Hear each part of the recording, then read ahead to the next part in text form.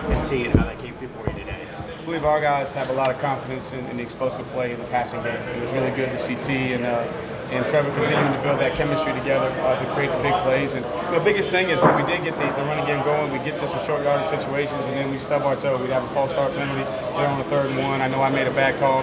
Should have took the RPO option off of that first 3rd and 1 there in the red zone. That resulted in the missed field goal. So great opportunity for us to learn, but pleased to see that those guys had, just had the confidence to go make the play. And at the end of the day, 1-point win is just like a 50-point win. There are no ugly wins, so we're excited to get the win. But a great opportunity for us to teach our guys going into the open day.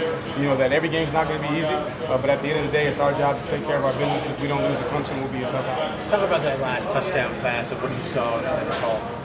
Biggest thing is they have been playing a lot of two safety. Trying to make us, throw with precision, not giving us, some of the easy throws we're used to.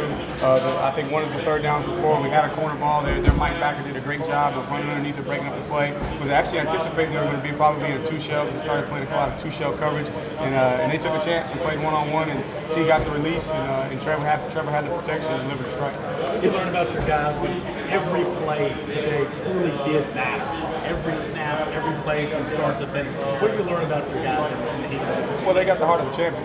At the end of the day, they found a way to win. When a play had to be made, they made the plays that needed to be made to win the game. And so you're proud of those guys and just continue to allow them to understand that the winning is the details and the preparation. But at the end of the day, it comes down to the will to win, and those guys show that they got the will to win. Is it okay to have adversity heading into a bye week and have this kind of film to teach guys, look, you got to bring it every day? I believe so. We were here a couple years ago where we were on the other side going into an open date, and that wasn't fun. But to go into the open date with where we wanted to be. We wanted to be 5-0 going into the open date. We got a very, very good opponent coming in. Florida State's getting better, but it gives us a chance to really, really teach and push our guys. And on defense, I know that they got a bunch of young guys. We're playing some young guys. We're playing a lot of people. So it just gives us a chance to really, really get our guys' attention. Now they can kind of take some of the pressure off of them, understanding that hey, you can't worry about what's going on outside. You got to maintain your focus every single day, and winning's in the details. And today we didn't have the details, in critical times where we needed them. Are you disappointed in the 6 pre-snap penalties?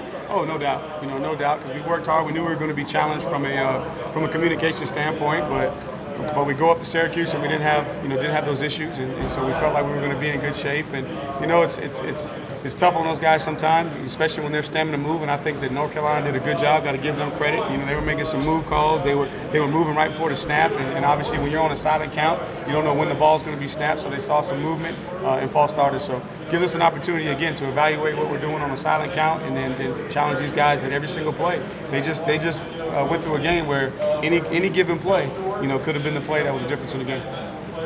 Travis, what does he need to do to work on his ball security? Biggest thing is you watch it is we work just carry over the drill work. Just trust what you're being taught. If you watch there, we work the drill work where anytime we get spun and we're going down backwards, instead of using your offhand to break the ball, put 2 hands on the ball and let your shoulder pads and your helmet, break the fall. And you can see right there in that situation, he spun in traffic, and as he was going down, he took his offhand to brace his fall, where he should have had 2 hands on the ball. And then, we convert that first down, and now we're rocking and rolling because we had a good gain on first down. I think we picked up about 7 or 8 yards, and then he converted again the first down there, but just got a little lackadaisical, spinning in the hole.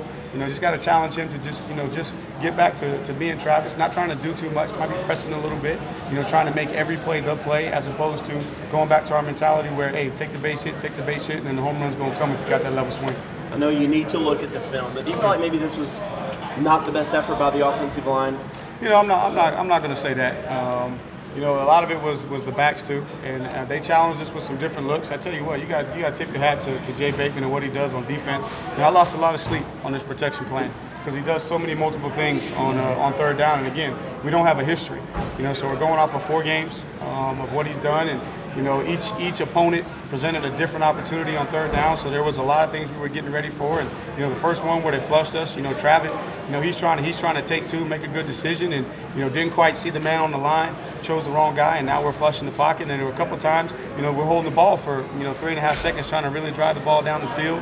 Linebacker comes off late, gets a hit on the quarterback. So I got to watch the film before I say that about the offensive line, because at the end of the day, they found a way to get us a win. We had 1 recorded sack, and then Trevor, extended some plays. So it's a collective effort when you start talking about protecting that quarterback. If they had gotten that 2-point conversion, are you sitting there thinking, all right, here's my first 3-5 plays? Oh yeah. For the ball back. Oh yeah. So when they took over with the ball on that last drive, I got two thought processes. I'm thinking about 4 minutes. If we get to stop, what are going to be the calls to run out the clock so we don't give it back to them? And then if they score, what's going to be the 2-minute plan? And then just trying to figure out, okay, how much time do we have left? And then do I have opportunities for big chunk plays? Am I going to be able to work the sideline? So there was a lot of thought going on. And then also too, you got to have an overtime plan too, because if they go for one, they hit the extra point. Now we're in overtime. So there are really three things that were going through my mind in that situation on that last drive.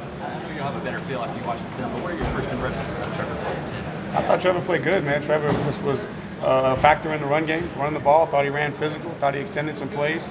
Missed just a couple throws, but for the most part, he was giving guys an opportunity. And I thought he just played like a champion that he is. And obviously, there's a couple throws. I know he's a little bit high on that one hole ball. I think they're in the third quarter that he might want back. The one, I think, a third down to Ross there close to the end zone for a touchdown that he may want back. But overall, I thought Trevor plays butt off. It seemed like every time you guys needed a big play, T. Higgins was there to deliver. What can you say about his performance today? He just continues to be T. Higgins. I mean, I think we know what we got in all of our wideouts, T included. We feel like we got the best core in the country, and those guys have made play after play. And so it's just continue to give us confidence that we can still execute at a high level from an explosive standpoint. And the biggest challenge for us over the last couple of weeks early in the season is don't just live and die on the explosive play. Let's be efficient. So we were actually 8 of 15, for over 50% on third down, which is an improvement. But we put ourselves in some situations where we could have easily been, 10 of 15, but we are in 3rd and 1. We false start. Now we're 3rd and 6. And those are a little bit harder to convert than 3rd and 1. And then, one of those third downs on me, I should have took the RPO off and not given Trevor the option and just hand the ball to Travis. That first one in the first half where we had to kick the field goal we missed.